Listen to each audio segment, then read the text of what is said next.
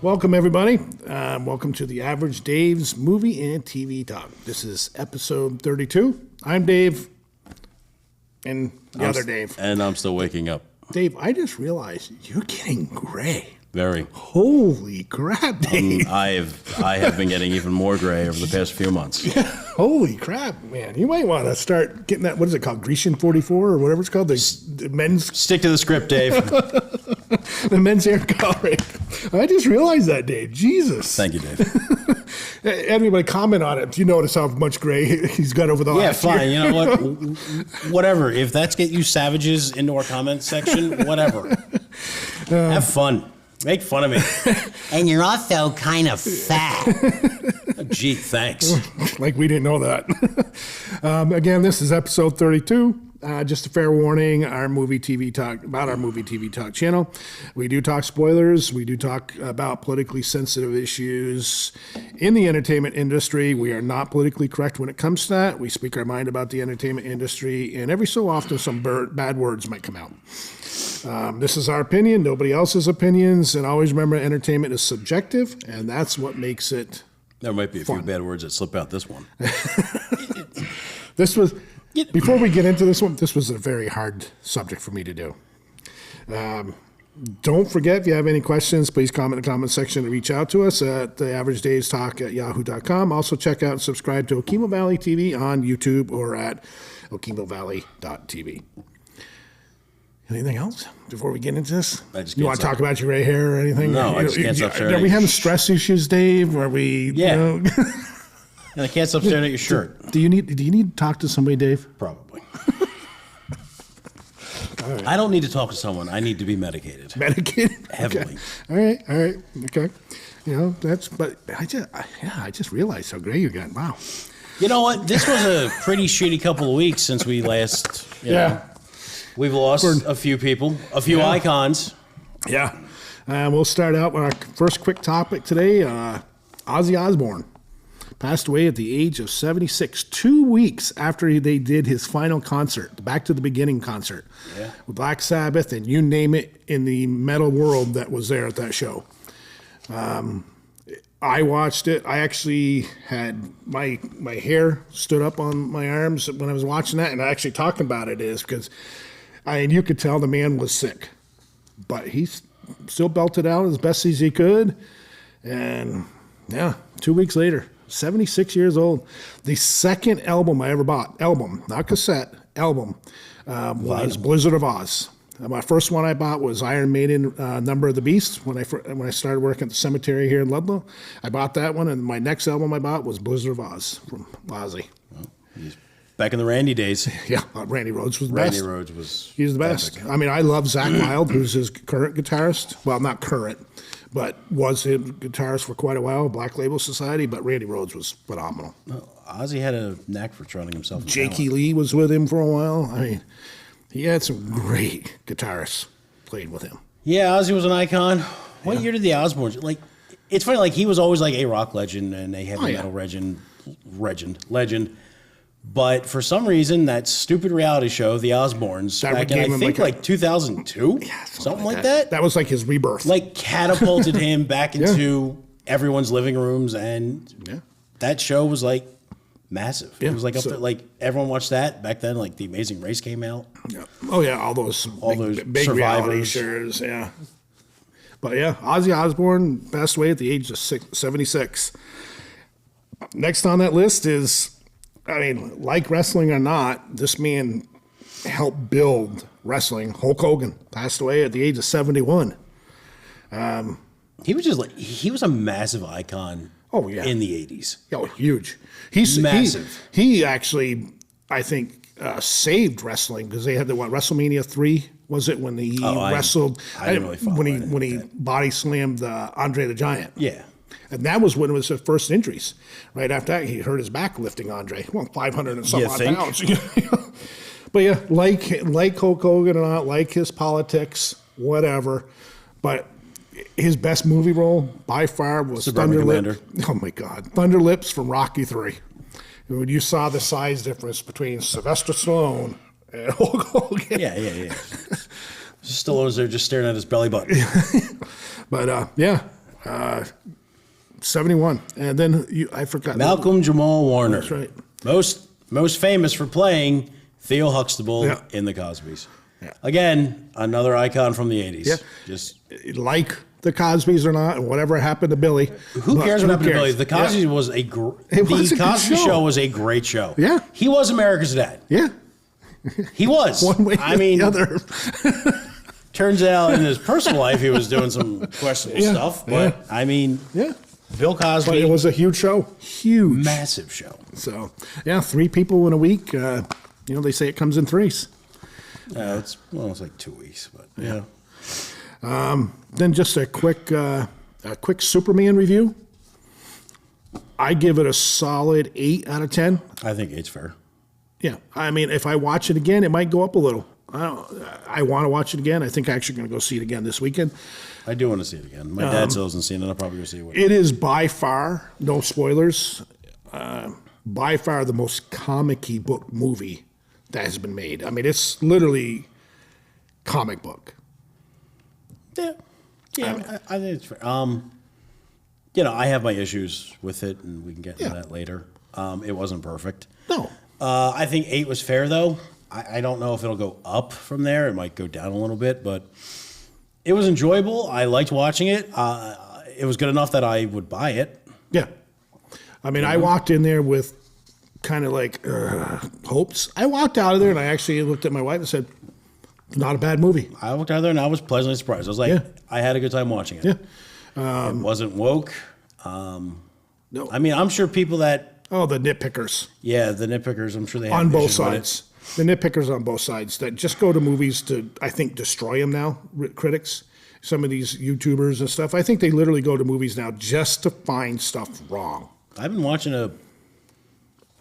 I watched like one video on a YouTuber that I like about the Fantastic Four, and he liked it. Yeah, a lot of people are saying good things about Fantastic Four, and He that's said the it one wasn't I was. woke. He said a lot of the stuff that you heard going into it wasn't true, and I think the same was true for Superman. Yeah. Like people were saying this was going to be woke, and it was going to be about immigration and this and the other. It's like He's an alien. this show and he was is just, an alien.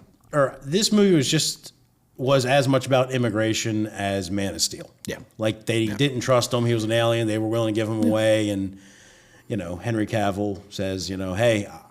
I was born in Kansas, or no, well, not born in Kansas, but raised in Kansas, We're going to have a sit down one day and go over our Superman characters, who played them, and who's the best, and which Superman movie is the best.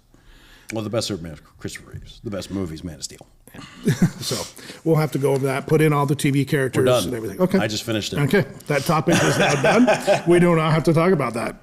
And Jesse Eisenberg was the greatest Lex Luthor. Oh my God, he was bad. My God, he was bad. I wasn't a huge fan of, what's his name? Holt? The guy who played it in Nicholas the Holt? He was fine. I thought he he was so much better than Jesse Eisenberg. I still take Gene Hackman over him. I think what the problem was I with still some don't of think the writing. I still don't think we've had a great Lex Luthor. No. Ever. I think he played the role that was given him to him really well. Yeah, I didn't have a problem He with showed him. off the real vindictive side really well. That he just hates, Which, hates Superman, hates him. Got to get in. Well, I don't want to go into spoilers, so I won't Right. say anything else. But I mean, if you don't know that already, that Lex Luthor hates. Well, yeah. I know that, Yeah. but Well, to that's me, not a spoiler. to me, Lex Luthor is think of Batman without the ability to fight. Yeah, Genius, super rich. yeah. But I'm not gonna say anything else. So, anything else on those quick topics before we get into the main topic, which killed me? This one killed me hard for 2 weeks. I actually have a headache because of those two seasons. So, our main topic discussion for this week, and Dave's going to take the lead on this one, is Lord of the Rings, Rings of Power discussion. First of all, it's not the Lord of the Rings. But it is. No, it's not. But it is. is. Well, it is because people bought the rights to be able to put that there. It's no more Lord of the Rings than Disney Star Wars is Star Wars. I have to disagree with that, but okay. Yeah. So it had 2 seasons. First season was 2000. Well, no. It's got 3 seasons because the third one's coming out. But So far, Right, it's on two seasons. Season 1 was 2023 into 2024. I don't know. And this was like 24 into 25. Wasn't there like a delay because of COVID? Or 22 into 23 and 23 into 24. I don't know. really struggled watching this. 2022 it first came out. Okay. Second season, I think the second season finished off like last year. Yeah. I really struggled with this because I'm a huge fan of the Lord of the Rings. Oh, good. This isn't loading. I've been having issues with the internet today in town, period. Oh, So, well, but I don't. the Lord of the Rings and Peter Jackson, those three, the first three, Oh yeah. are classics. The Hobbit should never have been made into a trilogy. It's a single movie. It's a at best 2 movies. Yeah.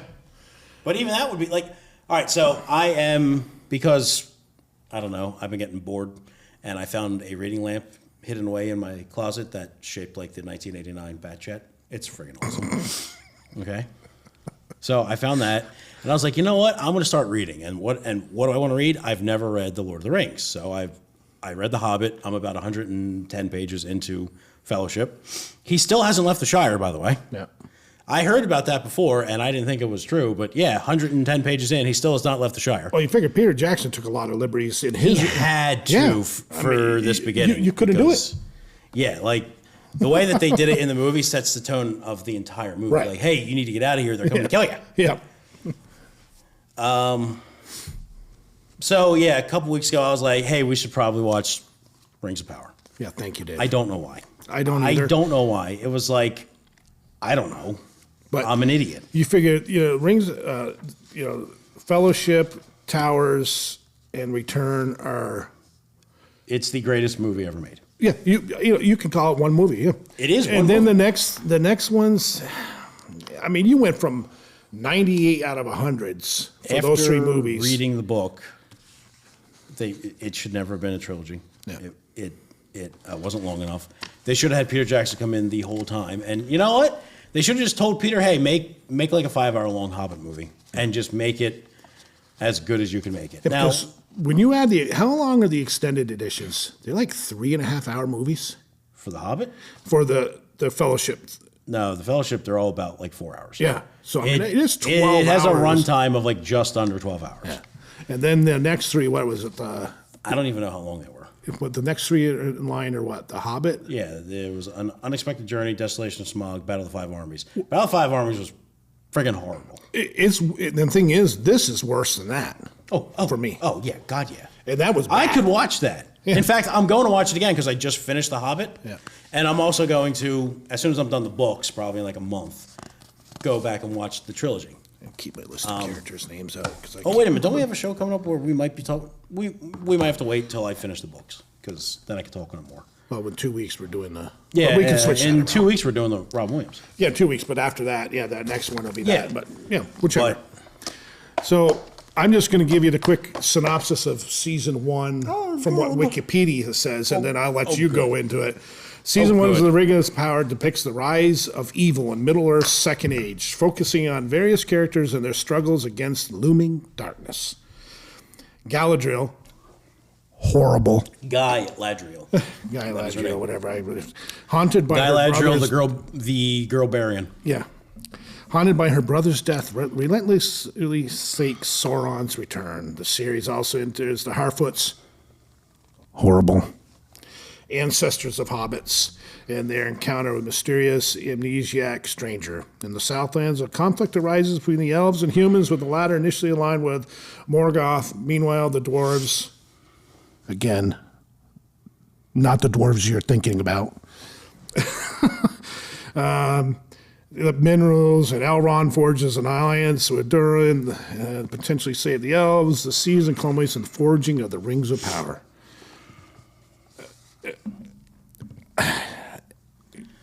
I despised these first 2 seasons.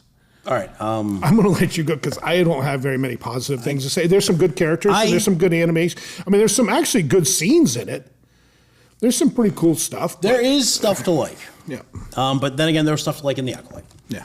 Mainly Jedi Master Xi Jinping. But stuff way out of way out of timeline, like you were saying, stuff. Oh, massively. Thousands of years.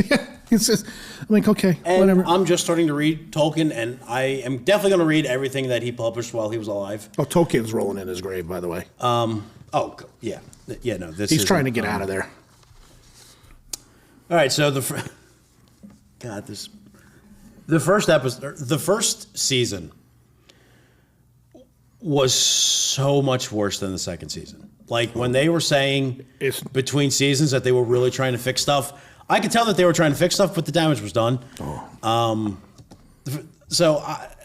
As I watched this, I sat with my phone and I just took notes, good and bad. So if they did something good, I gave them credit for it.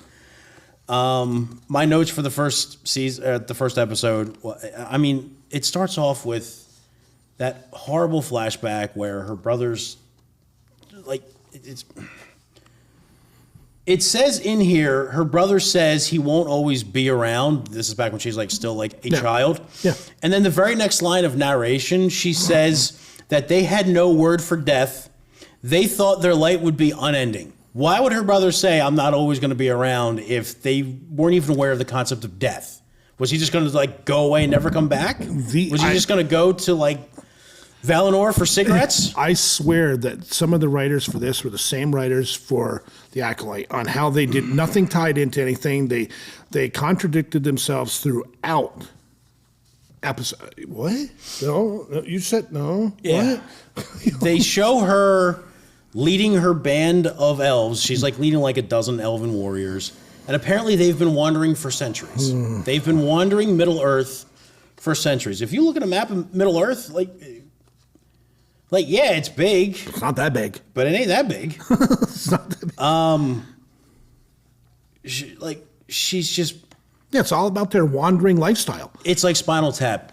It's like, we have a girl boss. They're going to bring her up to 11. Galadriel in the books... Oh, my God. ...was never... She was like how she was in the movies. But the actress... Morfydd Clark.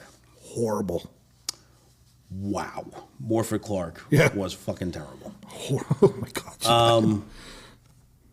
So anyway, her band of warriors ends up, apparently they weren't supposed to be out there that long, and they tell her that they want to go home. Enough is enough. We've been out here for so much longer than we were supposed to, and rightfully so, they just lay down their arms and say, yeah, we are going home. Yeah, because her brother was what, Finrod? I think it was Finrod. Elf? Yeah. I don't know. Yeah. You think I'd give a crap? Well, geez, at least I know some of the names. Oh, good. Good for you. I know Galadriel, the like Grilbarian. Yeah. So they go home again, just a fast travel. They go to Lindon, and there we meet Elrond, who's played by young Ned Stark, and he acts very excited to see her. She blows him off. She just wants to talk to the king, and he's like trying to ask her about, what have you done on your adventures? And she just blows him off. She's an absolute bitch to this guy. We do eventually get the scene where she says the whole conflicted scene, conflicted.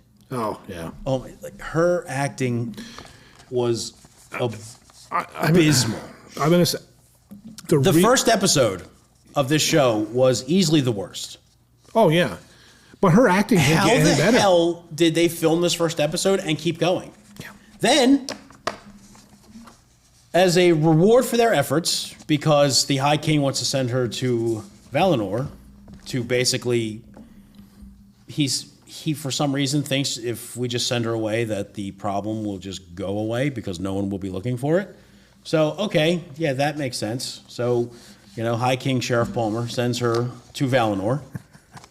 And she gets there, she takes this boat to the other side of the ocean, and just she's about to go in, she jumps into the ocean to swim back to land. Yeah. That would be like you're taking a ship to go to England or Great Britain, and then just halfway there, you just jump out into the middle of the Atlantic. Didn't she jump because she wanted to continue the search for Sauron or something? Yeah, they go to take her brother's blade, and she's just No, she just jumps out of the boat wearing pajamas and her brother's dagger. Yeah. It was so bad. It was so fucking bad. Yeah. How am I supposed to keep watching this show when I am expected to believe that this idiot jumps into the ocean on the it's like thousands of miles to go back to where she came from. Yeah, but that leads right into episode 2 where she finds a shipwreck with humans on it. Okay, so But this was a very painful series for me to watch because I did not like it from episode 1. I had a hard time finishing season 1. I watched 4.5 episodes last night, Dave, and I thought I was going to finish it on my week off last week. I got sick, and I just couldn't deal with being sick and watching this show. Going into season 2, episode 2, isn't that the first time they see the orcs? I think it's episode 2 where they have that fight. First time you see the orcs is the end of season 2, or the end of episode 2. Yeah, I have it in here. Yeah. Episode 2 was we do get introduced to Celebrimbor. We do get introduced to Poppy? Prince Doran. Yep. And that Poppy Proudfellow or whatever his name was. You know what? Yeah, I don't. Yeah, I think by episode 2 we do get the not hobbits.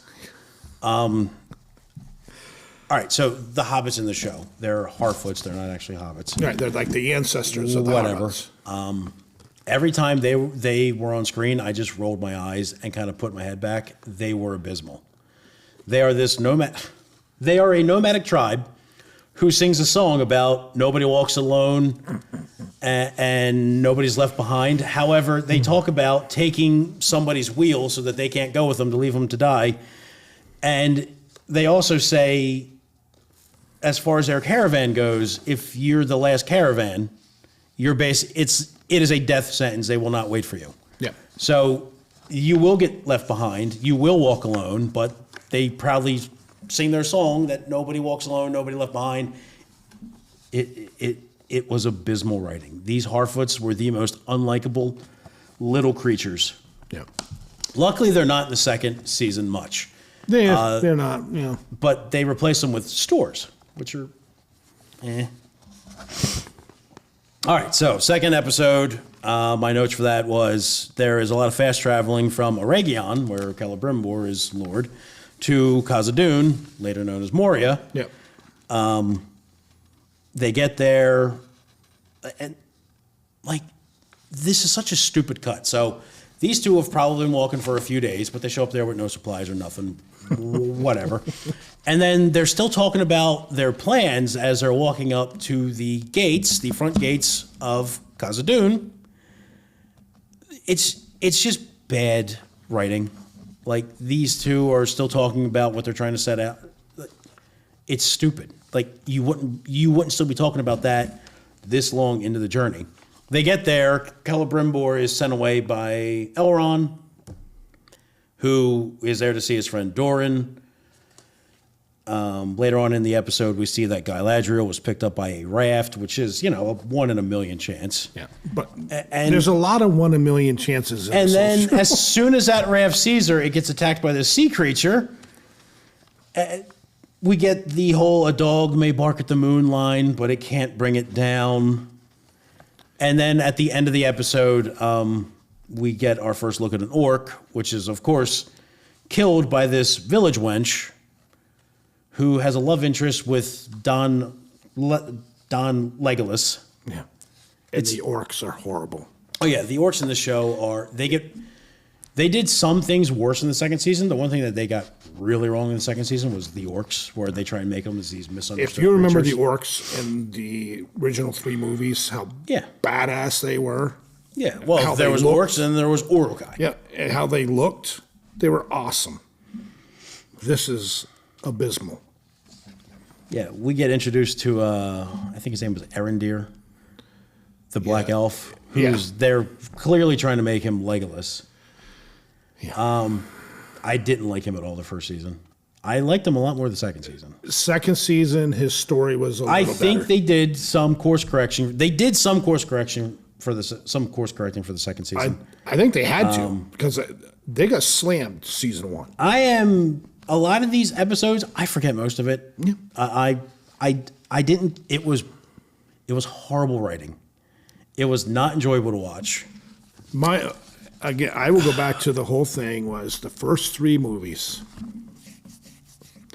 were great. Oh, it's the greatest You had cinematic great storytelling, and then they go and do this, where the storytelling was literally all over the place. Some of it made 0 sense. They contradicted themselves all the time. They contradicted themselves from what the books say, like you were saying to me earlier today. Thousands of years off on introducing characters, or historical things in the Middle Earth history. Why? Why are you trying to? I don't know. Why are you trying to? Again, this comes back to companies wanting to mess with classic IPs. Didn't this all start off with when J.R.R. Tolkien's oldest son died, Christopher? Yep. And that's when the Tolkien estate sold the rights, because Christopher would never have let this happen. No, absolutely not. Yeah, from what I gathered, he wasn't happy with the movies. All of them, I don't think. Yeah. Yeah. I mean, they are, like I said, I'm only 100 pages into The Fellowship, but it is vastly different than the movies. Right. But and again, a lot of your books are vastly different than Lord of the Rings is like 1,400 pages. Like, you have to cut some stuff out. You have to condense. It's a lot of reading. There was what was the episode with something like there was a crystal ball or something that they. I think it was episode 4. She was presented with the crystal ball that showed her the vision. What's his name? Norman being destroyed in the great tsunami. I don't really know. I don't think that was noteworthy for me. I didn't care. And then every time they brought up their Harfoots, I was, like you said, not interested. Every time throughout the entire 2 seasons, if there were Harfoots, if there was the not Gandalf, and if it was in Numenor, I could not care. Not Gandalf? Yeah. They were abysmal throughout. Yeah. Every time Morphy Clark was on screen, she had a few scenes. She had a few scenes in the second season, like later in the second season, where I agreed with what she said. But every time she was on the first season, which was just terrible. All right, episode 3. This is where we get introduced to Numenor.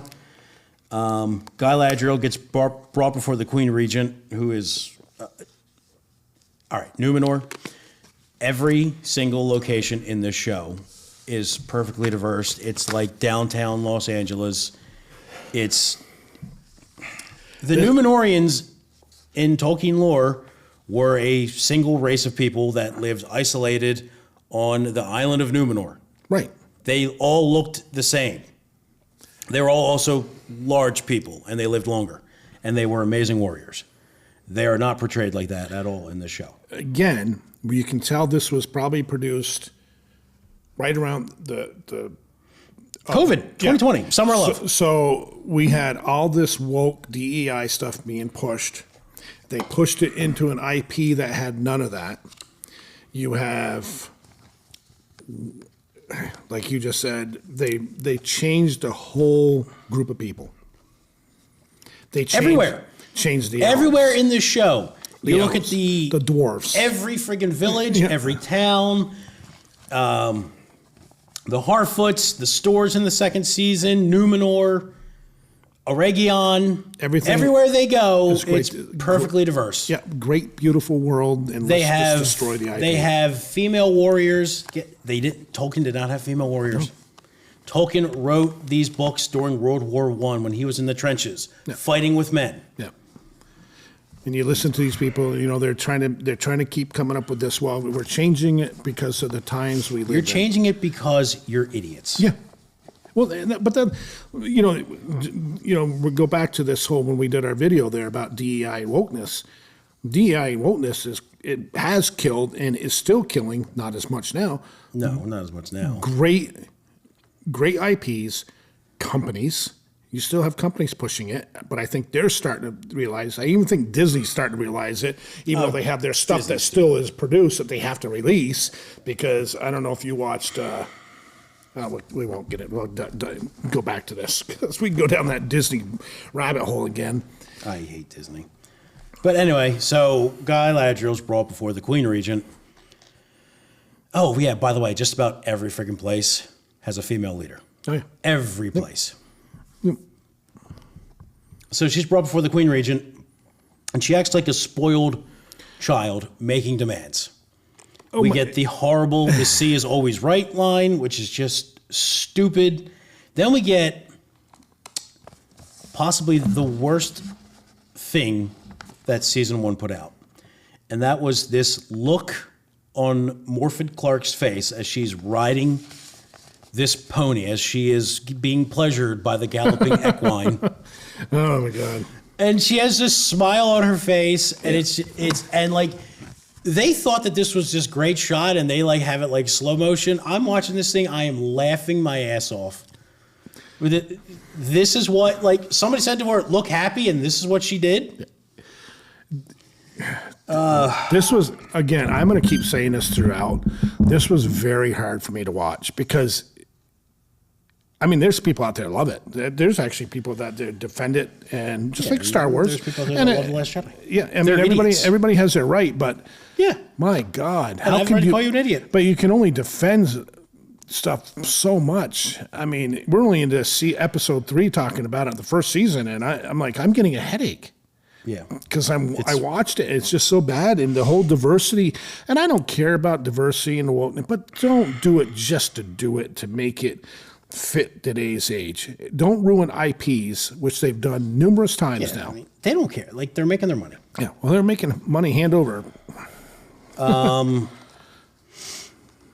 there was a scene in this. The Not Hobbits carry a book that lists all those they've left behind to die, and they talk about them.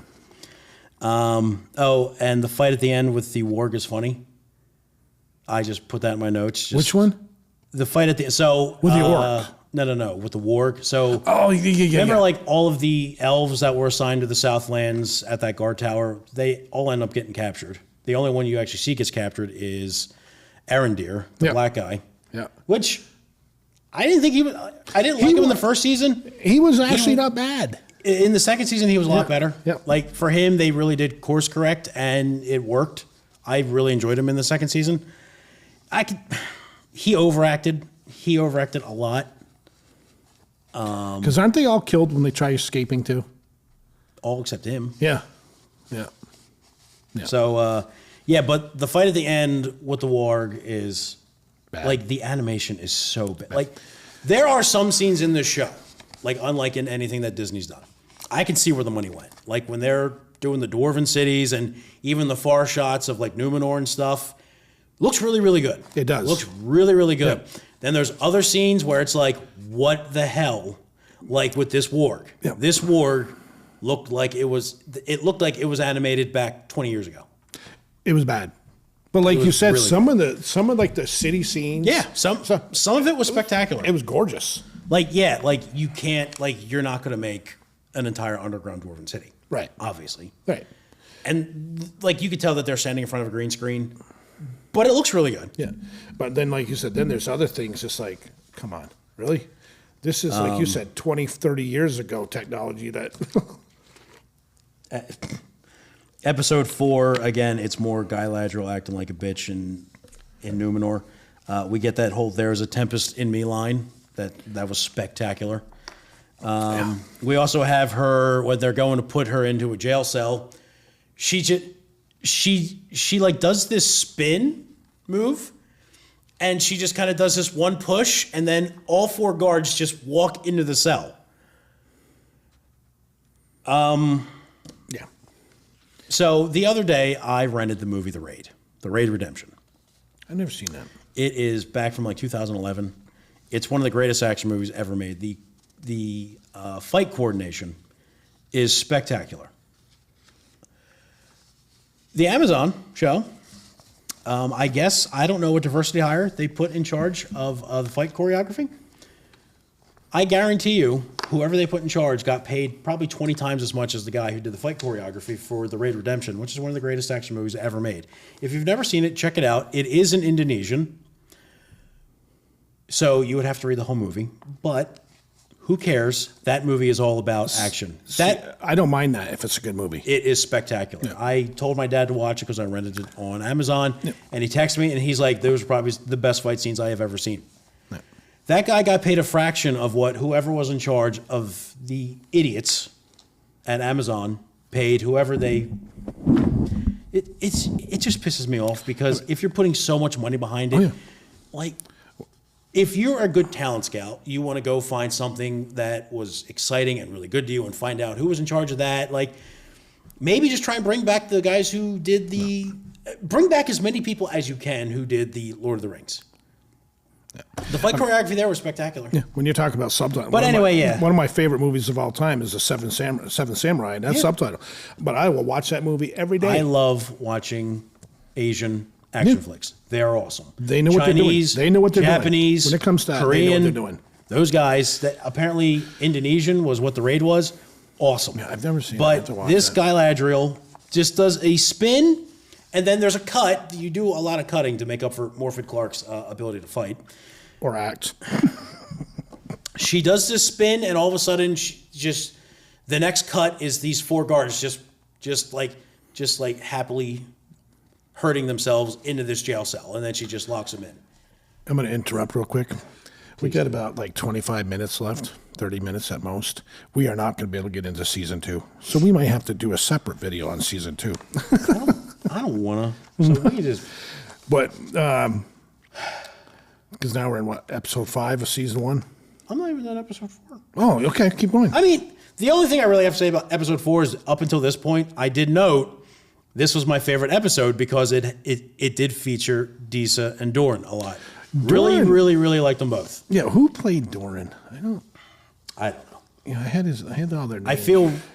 I feel really bad for the guy who played it because Wayne Arthur. If you look at some of the stuff during the promotional tour, he tried. He is sitting there like he knows. He just like they must have gotten some early screenings, and he's like, "Oh my god, what the hell?" Did I just what I really feel like he wanted to. He was really good. Did I just ruin my career by doing this? No, that's what he's saying to himself. And then there's Disa, right? Who during the promotional tour was like, "I'm so proud to be the first black this and the first black that."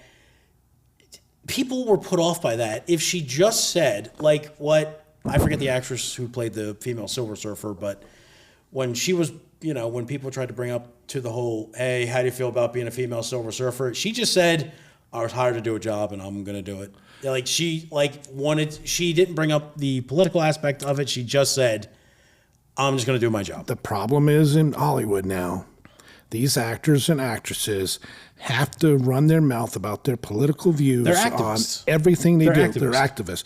Pedro Pascal, I'm done with that guy. I'm going to see Fantastic Four this weekend. Yeah.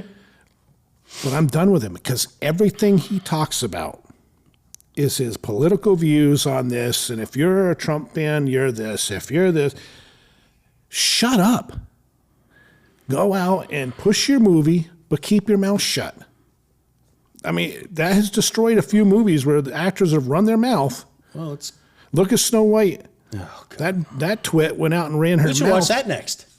Yeah, that's what she went out and ran her mouth about everything and anybody. Oh, and she absolutely torpedoed her career. It torpedoed the career and torpedoed the movie. Thank God. Shut your mouth, do your job, and then afterwards, if you want to say something, do it. But don't do it right before you're trying to put the movie out. So, yeah, going into the show, I wasn't overly excited to see Disa. I thought she was wonderful. Yeah, I did. Yeah, she was good. I really enjoyed her. Yeah. Her and Doran, every time that they were on scene, I perked up because I wanted to see it. I was interested in. No, I agree. I was interested in the dwarves. Yeah. Morfydd Clark and most of the elves and Numenor and the Harfoots and the not Gandalf. Everything else I could not care less about. Yeah. The dwarves were good. There was certain aspects of the show, some characters that you got invested in. Yeah. But for the vast majority of everything, No, I was not invested in any of it. They did course correct for the second season, and I was a little bit more invested in a few more things. But anytime the Harfoots were on scene, no, could not care. Anytime Guy Ladriel was on scene, could not care less. And her acting did not get any better. Oh, God, no. If anything. I'm not going to say it got worse because she was so bad that first season. Yeah, she was. There's a Tempest in me, Dave. What episode are we on now? I don't care. 5. Oh, 5. Oh, yes, 5. This is where the Southlands boy. threatened by the orcs. I right? don't care. I don't know. They were threatened by the orcs. I think that's the next episode.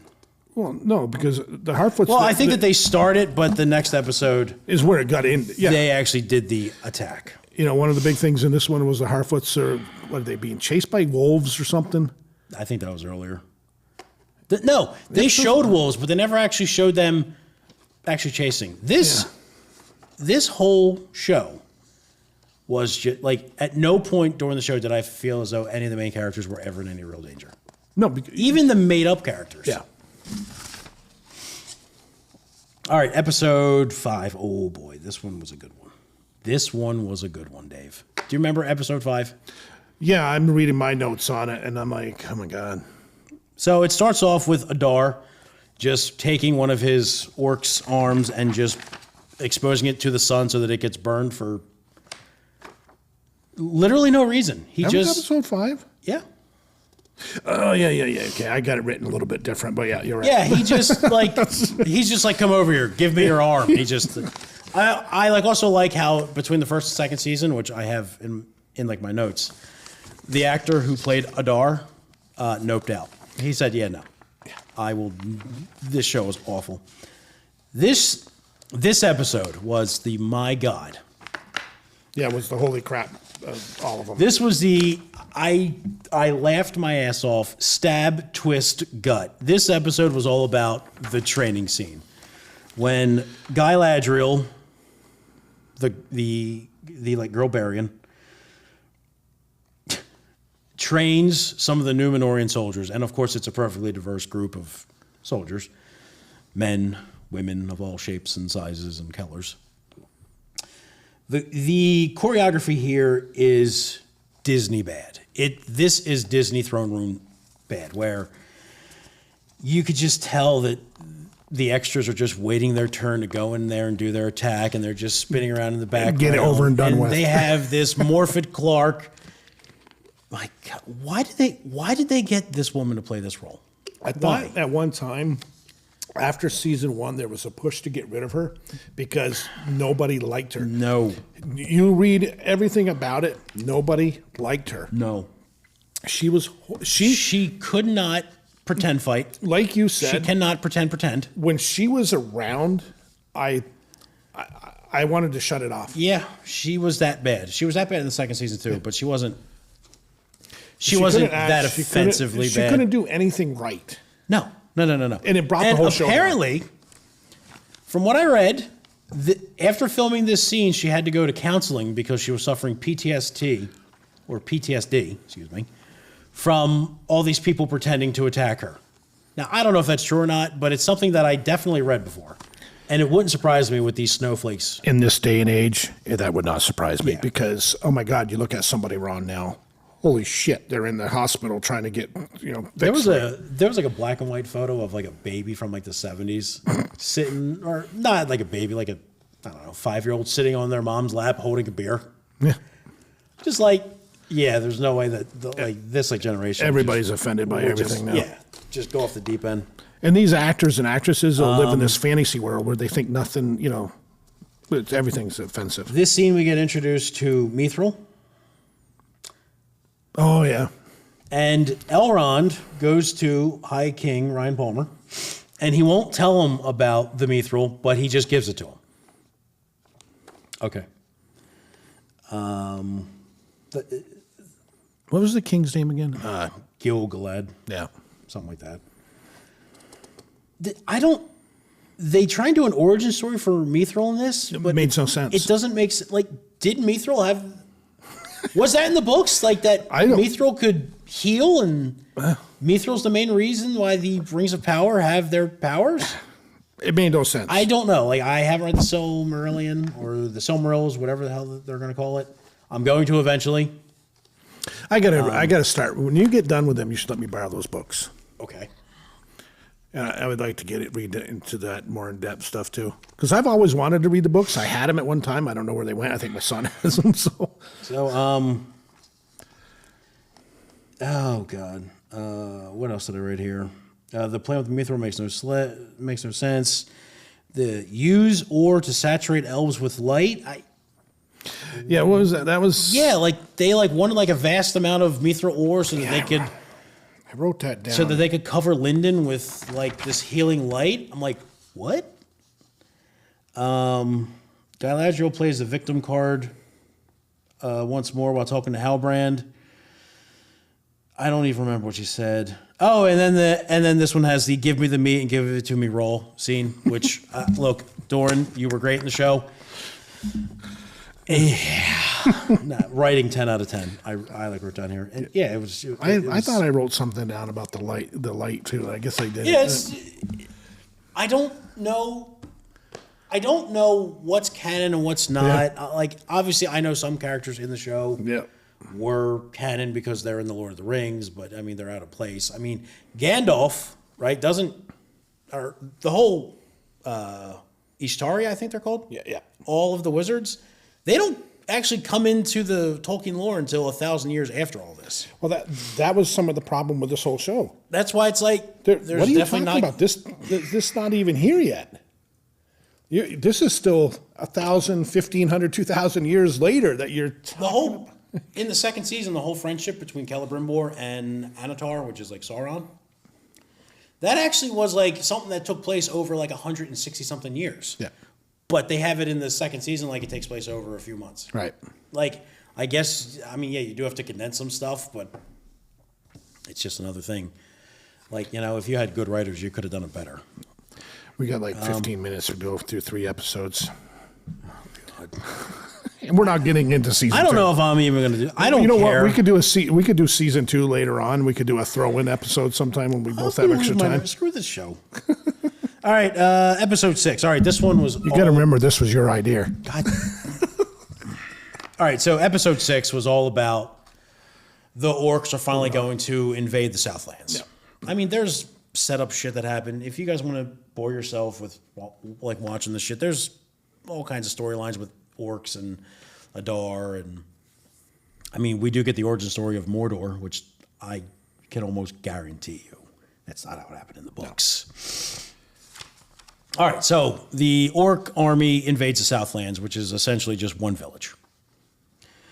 The defenders decide it's a good idea to abandon their one fortified position and to collapse the tower on top of the orcs, which...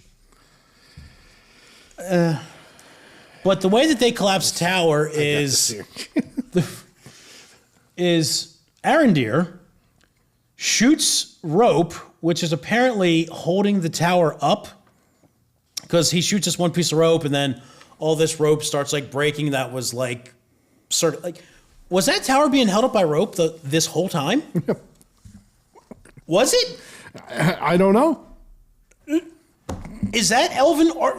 It's like, I thought elven architecture was supposed to be better than that. Go back to the movies and look at the architecture. It was phenomenal. Not here though. So he shoots this rope and it brings down this whole tower, and I'm just like, the first time watching, I'm like, is that how that thing was held up the whole time? Like, what? So anyway, they abandon their one fortified position that has just one narrow entryway and take out the tower that was being held up by rope, and then they fall back to this village that's in the middle of a valley, which is the least defensible position that you could possibly think of, because everywhere around you is the high ground. What the actual hell? Fudge. Yeah, it's Dave. No, the tower's held up by ropes and pulleys this whole time. Village is about to fall, and oh yeah. So we get this battle scene with like the villagers and the orcs, and their only real soldier, Arondir, is holding his own, which is fine. But then they're all about to get killed. They're like locked in this one like tavern in the middle of the town, which was, I guess, their fallback point. So they locked themselves in there to get burned to death because, of course, they did. And then here comes Guy Ladriel and the Numenormian army, which set sail a couple episodes, or no, last episode, couple episodes ago. I think it was episode. I think it was episode 5. 4. No, I think it was 4.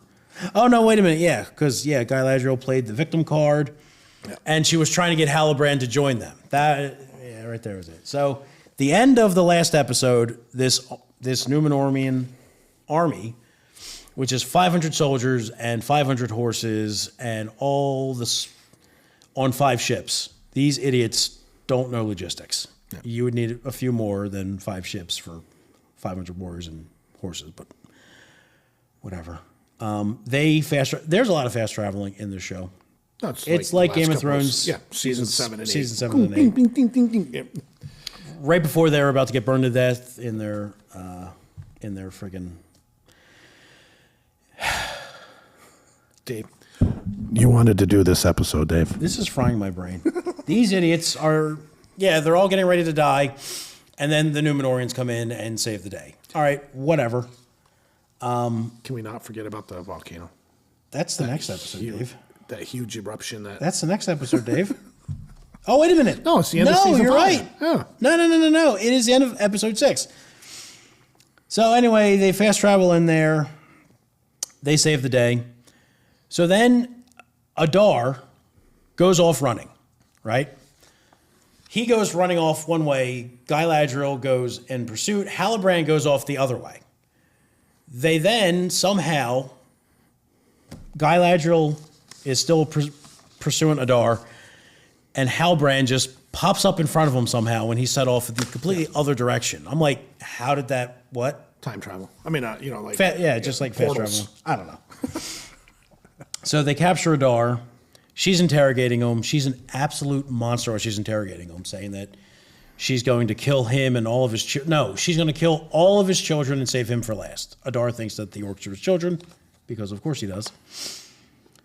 And then the episode ends with this villager, who you've seen a few other times in it, taking the sword to what I assumed was where the Elven Tower was. This sword is apparently this key. Because it's broken, right? To kick... No, they were able to... Remember, like, if it like had blood, then it formed up. I don't know. It was weird. Like a lightsaber type thing. I don't know. So this sword is the key to kickstart Mount Doom by pouring water in it. But the key location is where the Elven Watchtower was. What? Yeah. Or at least that's what it looks like. Yeah. I could be wrong. So they then start up Mount Doom by dumping a bunch of water into it, which causes it to explode.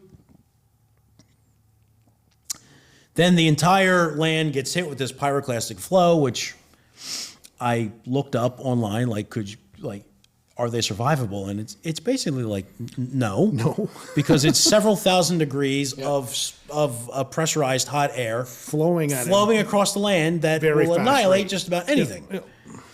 But so not here. It hits the village where Guy Ladriel and all the Numenorians are, and all the survivors from the village are, and they all die. Or at least they should have until you get to the next episode, and they're all just standing there fine, covered in Cheetos, flaming hot cheddar. Yeah. It's Dave, that...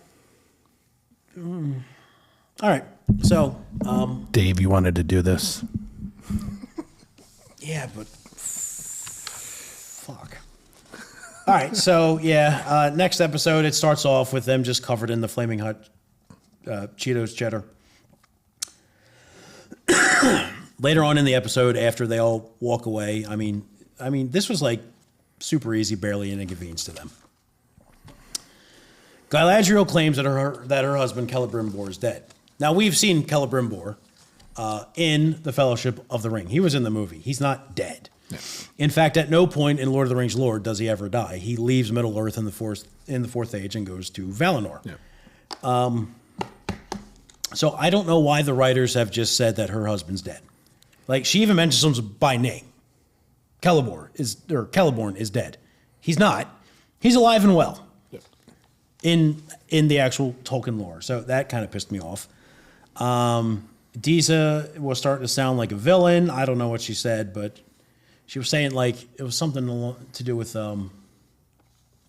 Doran was trying to convince his dad to dig deep for more mithril, and his dad was forbidding it because you can't dig too deep. Yeah, he wanted to help the elves. Right? Yeah, he wanted to do it to help the elves, and Disa's going, your father doesn't realize that you're his son, and someday you're going to rule this place. And I don't know, she just started to sound a bit villainy. It was kind of bad writing, but whatever.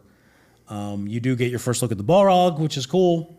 That Balrog in Tolkien lore doesn't pop out for like another 2,000 years. Doran of his powers, right, and give it to Who? the other one, right? Who? Don't they strip his royal status away from him? His father disowns him, but Yeah. they don't give it to anyone else. He just kind of like he like wears this thing around his neck that I guess symbolizes his standing in the royalty, and he takes it off and throws it down because he got mad. Then at the end of the episode, you see the Southlands burns away and turns into Mordor. That was just kind of stupid. Yeah. All right, who cares? Dave, 8th episode, go on. You lead it. I don't care. No, you do it. I don't care. This is your show. I don't care. This is your show. All right. I don't know what there was a bait and switch setup at the beginning. I don't know what it was. I probably should have noted that better. But there was something in the beginning that happened. I don't know. Halbrand. So Halbrand, who's actually Sauron. Yeah. Shocker. We find that out in this episode. It was supposed to be the big reveal. There was no big real about it. Everybody knew it. Halbrand was so meh in the whole series. I think this is the first time I actually wrote his name down. All right, so Halbrand teaches Celebrimbor about alloys. I thought that was laughable because Celebrimbor is supposed to be this great elven smith, and he doesn't know about alloys. Yeah. Okay. Then we get a fight scene between Gandalf, or definitely not Gandalf, and these 3 female wizards / ring wraiths things. Yeah, I don't know that were pursuing them, Yeah. and it was again to try and make people think that he was Sauron because they come before him and they kneel that you're Lord Sauron, but he's not. He's definitely not Gandalf, though. During the fight, Sadik Burrows dies. He was the leader of the Harfoots. I didn't mind him that much, so it was a little upsetting. I couldn't stand the Harfoots, but he was tolerable. He was tolerable. Yeah, he was tolerable. I wouldn't say he was good, but him dying was a little upsetting. It was one of the few bright spots in the show. Galadriel figures out who Halbrand is. Again, Morfydd Clark's acting is just superb here. I'm sure that you've seen short clips online of the whole of like the close up of her screaming at him and him screaming back at her. We're not saying don't watch so the bad. show, but we're saying don't watch the show. And then it was Galadriel's idea to make the 3 rings. No, that's not how it happened at all in the books. I haven't even read the books. And What I know happened that. was, so during the 160-something years that Anatar was there with Celebrimbor never ever trusted him. So the reason why the Dwarven rings and the human rings were corrupted is because Sauron was involved with the making. The 3 Elven rings were not corrupted, where they would just automatically make their wearers evil.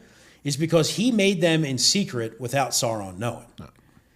Because how many Galadriel total? 19. 19. 7 to dwarves, 3 to elves, 9 to men, and then the 1 master ring, so 20. At no point in the show or in the second season either, do they show the 1 ring being forged. No. They just show the other 19. But this season ends with the 3 elven rings being made. It was not her friggin' idea. No. It was just the first season was so Morfydd Clark's acting is so bad. Oh yeah. Like they did some course correction in the She second took season, me right out of the show. Every time and she was there. they did course correct with her, but it was too late. She was awful.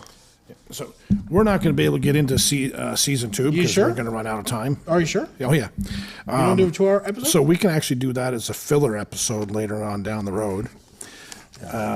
we'll keep our notes and actually do season 2 filler sometime along the way, because we're running up on our time now. You know what's nice? You know, I thought that this whole thing might not even take us a half hour. But, Well, once you get going on something, it's we hard like not to tend to talk go about. off topic and talk about other shit. Yeah, but that's and okay. That's what makes our compare show it with different. Other stuff and, Makes our show different. But our that's next why nobody episode in watches. 2 weeks, though, it's going to be a fun episode. Yeah, this will be a fun one. It's our next episode is our top 10 Robin Williams roles. Yep. The late great Robin Williams. And God, yeah, we're getting close to the 13th anniversary of his passing, right? It was 2012. I thought it was 14. I'm pretty sure it was 12. Okay, either 12 or 14. I could be wrong. He's been gone a while now, but Robin Williams had some great stuff.